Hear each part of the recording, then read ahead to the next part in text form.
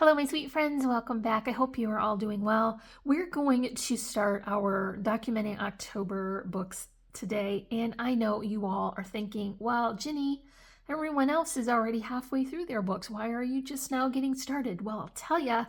We had that series, 13 Days of Halloween, and then we had a camping trip. And so now is the time where I can really focus on this and dedicate some time to it. And so I'm going to start now, and that's okay with me. I do plan to share the layouts that I create for this album. And today we're going to create the cover and our title page. We're going to be moving this series to Monday nights at 7 p.m. So it will not interfere with our regular tutorials after today. I may need to borrow a day here or there back from my regular tutorials to get this finished, but that's okay, and we'll get there when we get there. But I just wanted to share with you that we're going to create the book and then our inserts, and then I'm gonna assemble this title page. And so that's what we're gonna do in today's video. If that sounds good to you, then stick around and we'll make it together.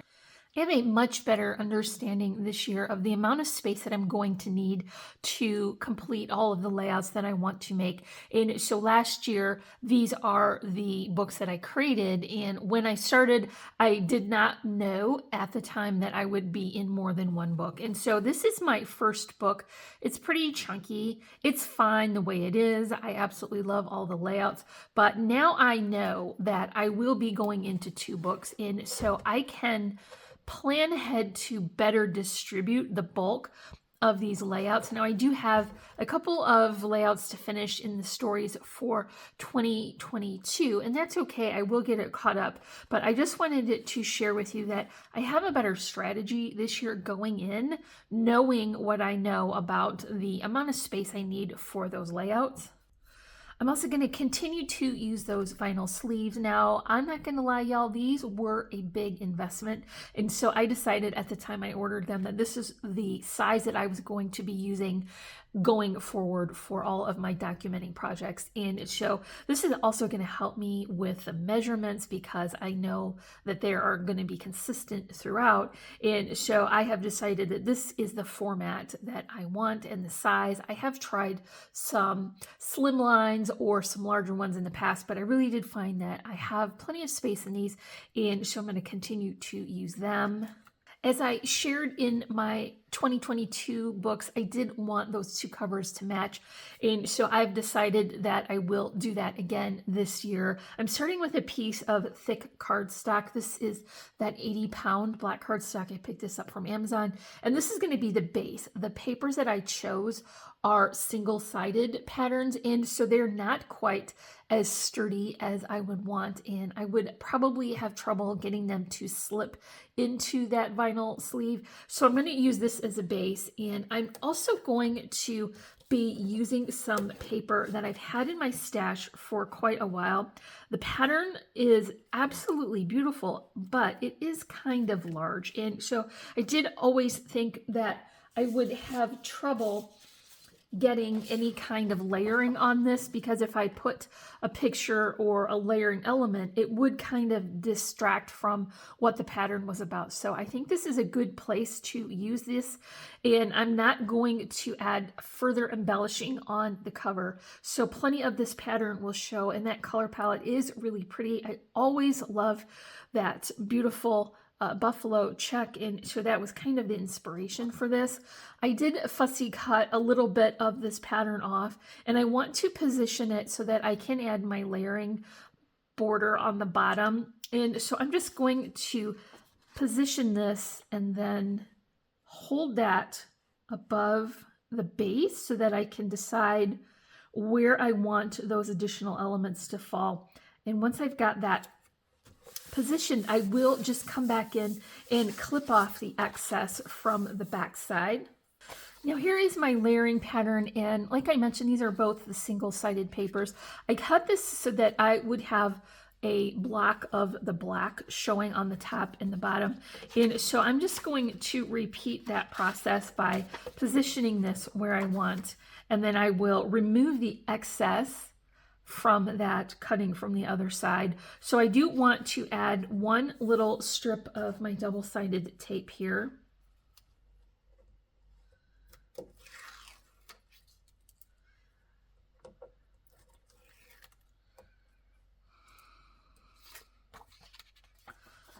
Then I'll position this right along the bottom to keep it nice and square and even.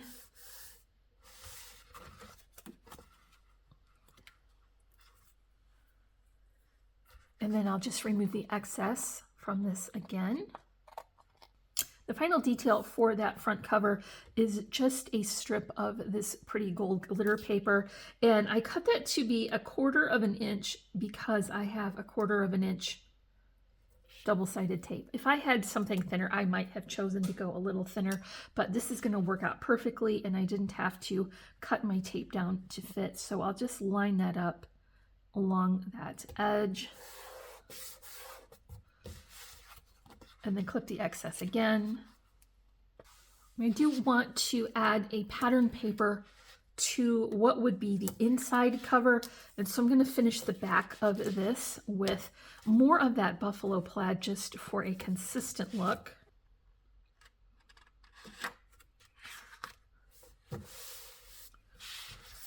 And then one more time I'm going to trim the excess from the back side.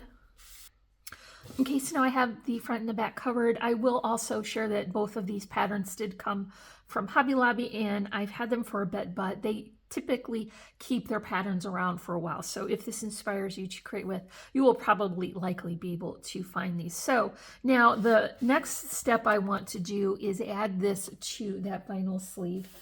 So you want to find where those pages are here. The gap should be on the inside. Then I will fold my page over onto itself and slip those ends into the sleeve. It takes a little bit of coaxing to get them in there, but once you've got it going, you should be able to just push that into place and just kind of squish it down so that it flattens itself back out. Okay, so now what you want to do is take a score tool and just run it along the edge of that sleeve so that you can get a nice crisp fold on what will be the cover. Do that for both sides. I did not remember to bring my score board down, but I'm just running this tool along the side of that plastic to achieve the same effect, and then fold it on those score lines.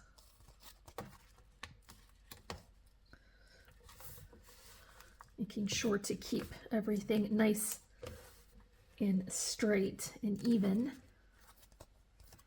to this side as well. Okay, so now we have the cover finished. I want to punch holes here so that I can string it with elastic. So I'm going to bring in my crocodile here, and I'm not really measuring. I just want it to be very close to the end of where the paper is and the edge of the plastic from the sleeve. And I'll do that for both sides.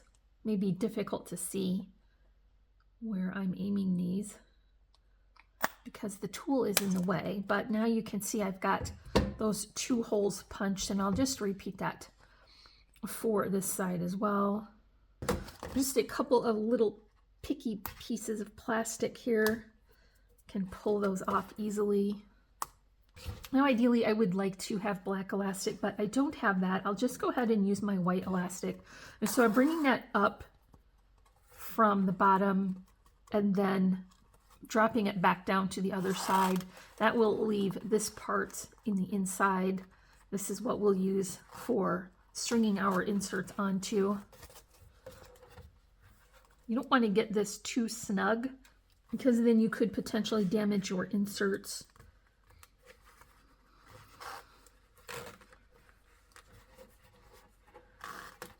So leave yourself enough room here.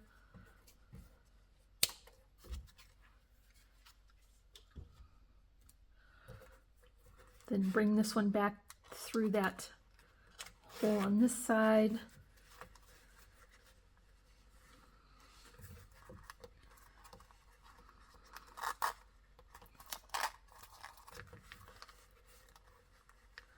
I'll just tie this in a quick little knot.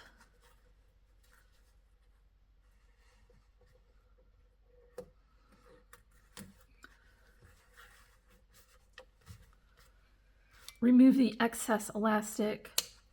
That knot will be buried inside the book in between the pages of the insert. So the last step would be a hole that you would punch here. Use your awl or a long arm crocodile if you have that, and punch a little hole so you can string some elastic through. I'm not going to do that now, but I will do that later when I get this filled up, and that way I'll be able to add a closure around the cover, and so I'll keep all the pages secure that way. So now that we have the cover finished, we want to work on some inserts. So I'll just share my 2022 album one more time and show you that for my inserts, I was not really planning on having 2 books. So I added too many pages to my inserts, and so they did get a little bulky and chunky, and that is okay. But now I can be a little bit more strategic to where all that paper winds up. And so I'm only going to add a pattern paper for my insert, and then 3 pieces of printer paper. And so you want to cut your paper to be 6 5/8 of an inch high by 9 7/8 of an inch wide, and then score it at 4 7/8. If you have fewer pages in your inserts, you can still connect 2 of them together, just not adding all the bulk into one point. And so that will take a better shape for your book. When this is assembled, we'll have a possibility of 7 total 2-page layouts. And so I did some math off screen because, you know, math is not my thing, but it will leave me with the potential of 28 layouts per book. And if I have 2 books, I will have the potential for 56. I don't really anticipate getting that far. However, I do want to leave some room for a pocket folder to go into this album, because I plan to have all of my journaling on a separate section so that I can keep all of my details private. And so I will just print those off and add them to a pocket inside. So I will have room for that, as well as many layouts as I want to make. So you can choose to stitch these, or you can choose to staple them, and I'm going to staple mine. And so I'm just going to use my long arm stapler here, and I have discovered that it is a little bit tricky determining exactly where that staple is going to come out. But if you take a couple of practice staples, you'll get the hang of where these fall. And so really, ideally, you want your staple to be right there where the score line is in the middle, and do at least 2. And this will keep your insert nicely together. Now, because I used that single-sided and printer paper, I was able to just take that to my guillotine cutter and clip off the excess. So everything is exactly perfect and straight. Now, you do want to come back in and clip your corners off, round those off. I found it's easiest with the envelope punch board. And so you would continue to do this for all of the layers, the outside corners, until you have all of them done. So I've got all of those corners rounded off, and I can add this to my cover. I have already added 1 insert for this, and so there will be the potential to fit 4 of them in here. And now this is ready for all the finishing details. And remember, I didn't add any of the details for this book on the outside cover, and so I do want to make sort of a cover page on the inside. Last year I made one on vellum, and this year I want to go directly to the first page of the first insert. So I did choose this kind of neutral pattern. It is wood grain, but it has a white background, and so I thought that would be just enough pattern without it looking too busy. And so I am going to utilize the components from this greeting card. Now, I made this a couple years ago and I had a lot of fun coloring it, but y'all, it took me so long to color all of these images. So I just put it away in my stash and it's been there and it never really had a good home. And so I thought if I was very careful, I could deconstruct this card. And so I'm going to do that. I've got all of these pieces now to work with. I took them off very carefully. And then I did combine a couple of these images so that I could get my placement right where I wanted. But now I'm just going to be able to utilize those images that I've colored. I also created a new background for these, and I just added some distress inks and kind of gave it a mottled look with purples and blues. And then I put some stars on with a white pen. And so then I cut that paper out with a scalloped edge oval that had a stitching detail. I'm going to position this a little bit higher than middle so that I will leave some room for my numbers. So as I'm working along, I will mention that the tech hubby and I are empty nesters and we live out in the country. So a lot of our days look pretty similar. So we don't have a Halloween activity to do every day for the stories in this book. And so a lot of them will just be random daily life, even though it's in a Halloween book. It is the stories of October. And so you might get a picture of a pumpkin patch, or you might get a picture of soup, which I made last night. And so that's just going to be the theme of this, not being Halloween, but October. And so I'm just positioning all of these pieces along here.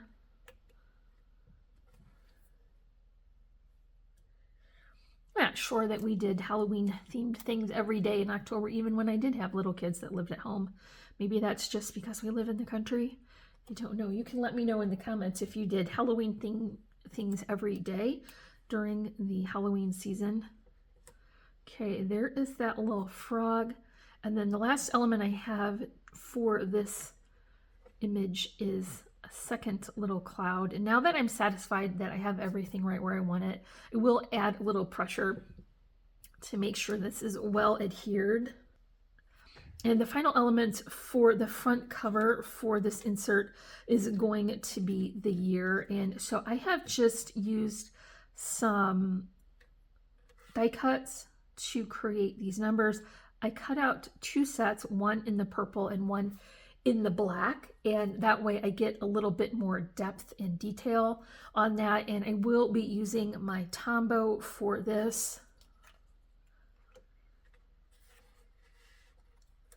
While I'm working along on this, I will also mention that this is a stories album, not a daily album, because I don't remember to take a picture every day and we have a lot of days that look alike. So I will get through my stories, but I will not be contributing a daily page to this album, and that works for us. I had decided while I was working along on my Halloween series that I would treat myself to new product to use for this album. And so I did go on to scrapbook.com and I looked at a few things, and I just decided that I had already picked up and worked with the collections that I was most interested in using for our series. And I have decided at this moment that I'm going to just continue to work through my stash.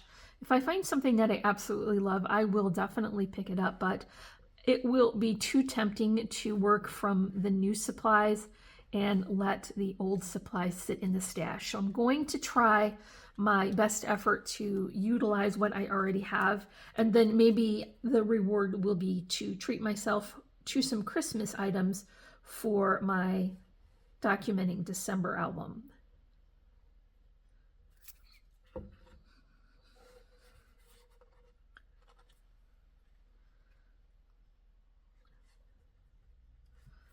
Hopefully that's on straight. Don't get to see directly over top of these as I'm working along, so hopefully that looks even and straight going across. Okay, so this is going to be the first insert in the first book. It's also kind of working as a title page. Okay, so now we've got our insert into the cover, and this is going to be it for today. I will be continuing this series on Monday nights at 7 p.m.